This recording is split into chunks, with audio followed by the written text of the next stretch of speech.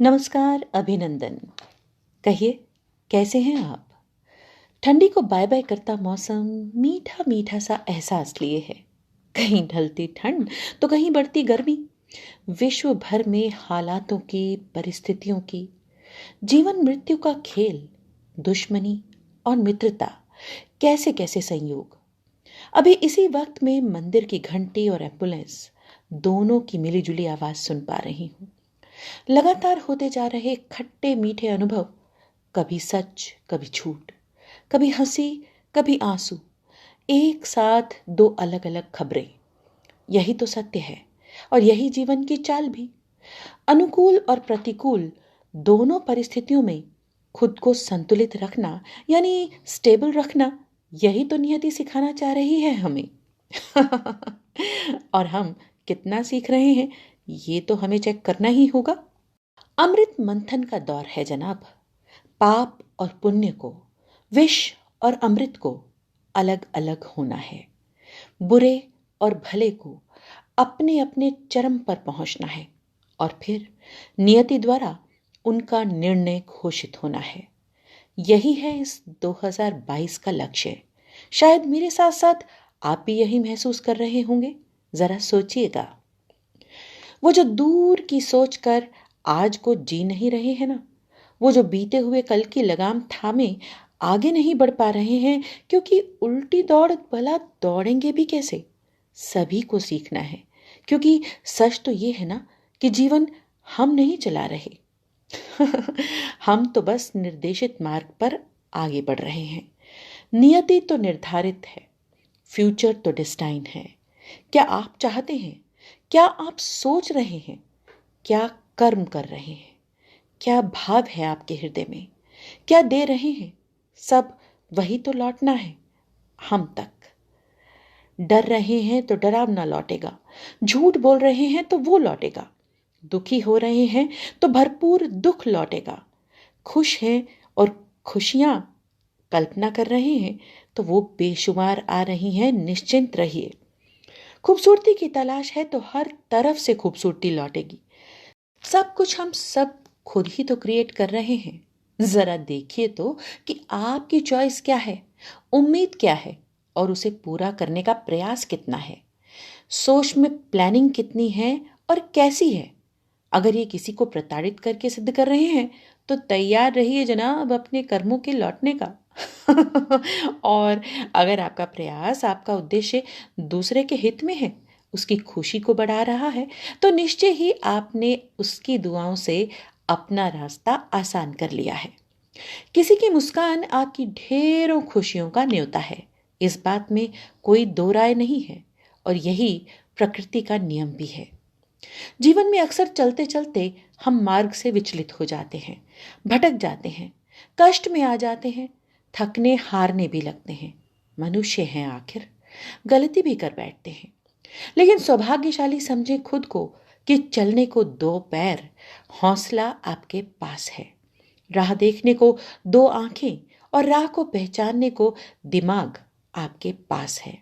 और भटकने पर सलाह लेने और देने को कई अपने पराये भी आप ही के आसपास हैं। और जानते हैं, चलने की हिम्मत वही करते हैं जिनमें कुछ टैलेंट होता है, जिनमें विश्वास होता है, आत्मविश्वास कि आप चल सकते हैं, मंजिल तक पहुंच सकते हैं, पा सकते हैं, किसी शीर्ष पर स्थापित होने का जज्बा और हुनर भी रखते हैं। असल में चलते ही वही हैं, क्योंकि ईश्वर उन्हें ही तो आदेश करते हैं चलने का।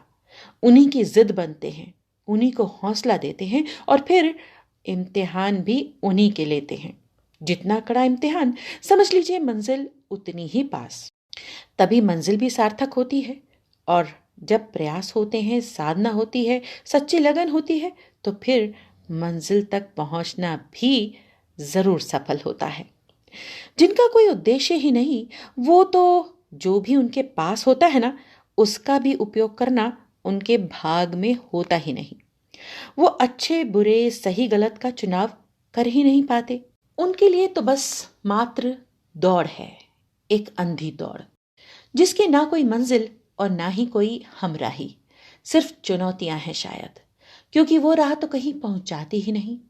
वो केवल रास्ता होता है, तब तक दौड़ाता है जब तक कि दौड़ने वाला थक के चूर नहीं हो जाता, जब तक उसे यह एहसास नहीं हो जाता कि इस मार्ग पर दौड़ने के लिए उसने क्या क्या नहीं पीछे छोड़ दिया, किन अपनों को खो दिया, किस सच की अवहेलना करके झूठ को पकड़ लिया। वो उस मृग की भांति है जिसके शीर्ष पर कस्तूरी है तो सही, लेकिन फिर भी वो जंगल जंगल भटकता रहता है इसी कस्तूरी की तलाश में। इसलिए निरुद्देश्य मत दौड़िए। अगर लक्ष्य निर्धारित नहीं तो पहले निर्धारित कीजिए, प्लान कीजिए, फिर पूरी युक्ति और सामर्थ्य के साथ ईश्वर का आशीर्वाद लेकर और साथ ही ईश्वर पे विश्वास रखकर आगे बढ़िए।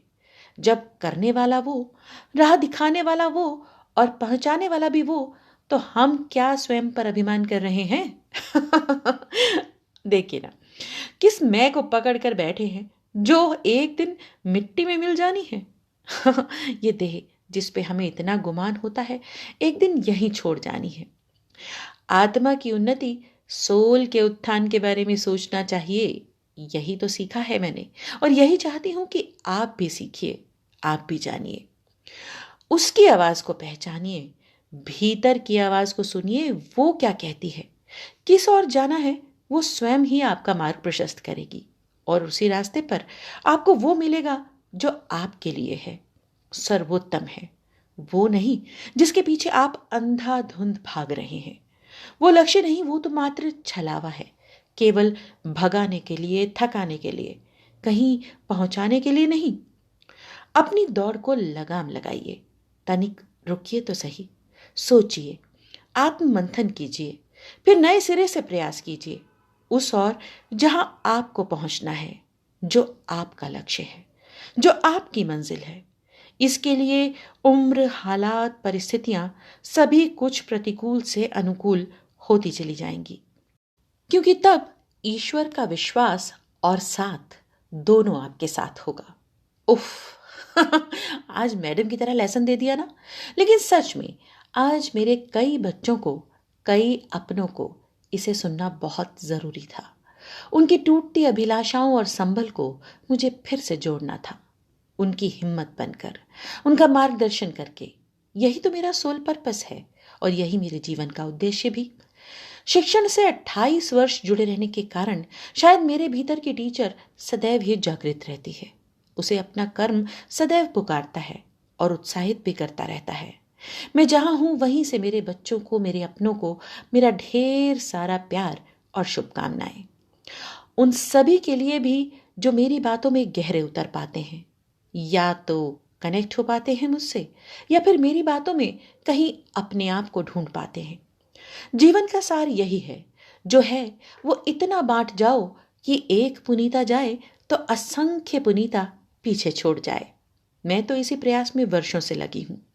प्रेम और ममता के इस एहसास से बीते कुछ दिनों में मेरे कितने ही बच्चे मुझसे जुड़े, मेरे पास आए, मुझसे मिले। कोई आया नम आंखों से और मुस्कुरा के चला गया, कोई सीने से लग मानो मेरी पीड़ा ले गया, कोई बात भर से ही अपना खोया हुआ मार्ग पा गया, कोई नए सपने, नई उम्मीदों से भर गया। बस सार्थक हो गया मेरा बीतता वक्त। एक टीचर के लिए इससे बढ़कर और सार्थकता हो भी क्या सकती है कि उसकी बात, उसका एहसास, उसकी ममता, उसका आशीर्वाद और उसकी शुभ इच्छा किसी बच्चे का मार्ग प्रशस्त कर दे। मेरा जीवन भी सार्थक हुआ और मेरा उद्देश्य भी।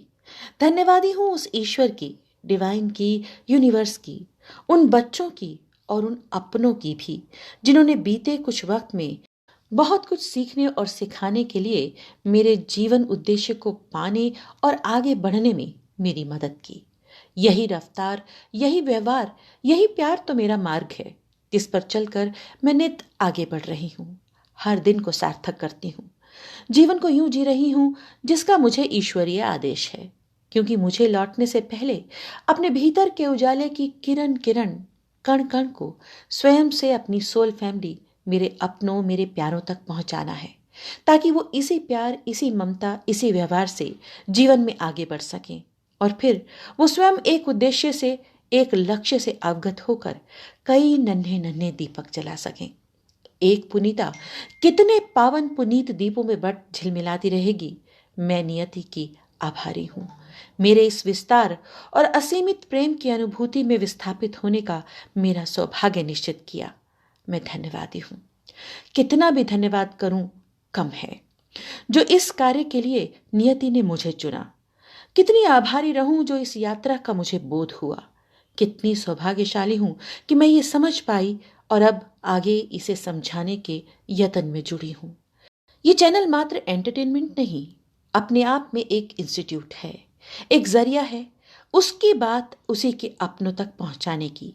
मैं तो मात्र जरिया हूं, जो समझ पा रही हूं वो कह रही हूं, और जिन्हें ये सब कुछ सुनना है, समझना है, वो इस चैनल से कभी ना कभी जरूर जुड़ेंगे। आप चाहें तो इसे शेयर करें। जिनको भी आप उन्नति के रास्ते पर आगे बढ़ते हुए देखना चाहते हैं, जिनको भी आप जीवन में रुका हुआ महसूस कर रहे हैं, जिनको भी आप भटकाव में या अंधकार में डूबता हुआ महसूस कर रहे हैं, जो थक गए हैं अपनी राह में चलते या जीवन की परीक्षाओं से डर गए हैं, वो सभी इसे सुनकर जरूर प्रेरित होंगे, ऐसी मेरी कामना है। डूबते को तो तिनके का सहारा भी बहुत है, तो मात्र तिनके भर भी प्रयास यदि मैं कर सकूं और किसी डूबते, किसी हारते, किसी मायूस के जीवन में कोई अलख जगा सकूं, तो ईश्वर की धन्यवादी रहूंगी। मेरे जीवन को सार्थकता मिलेगी और साथ ही मेरा मार्ग भी प्रशस्त होगा। 24 थैंक्स डिवाइन ऑर्डर ईश्वर के शुक्राने से जुड़ा वो माध्यम है जहां हर पर्याप्त के लिए धन्यवादी होकर मैंने इस यात्रा की ओर रुख किया। अब लगातार आगे बढ़ सकूं, ऐसा आप सभी के सहयोग और प्रेम से ही संभव है। तो इस चैनल को अपना भरपूर प्यार दीजिए और अपने अपनों के लिए शेयर कीजिए।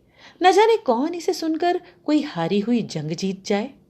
दुआएं सभी के लिए और मंगल कामनाएं आप सभी के लिए। आज बस इतना ही। आपकी दोस्त, आपकी हमराई पुनीता का प्यार। और अब इजाजत दें। मेरा नमस्कार।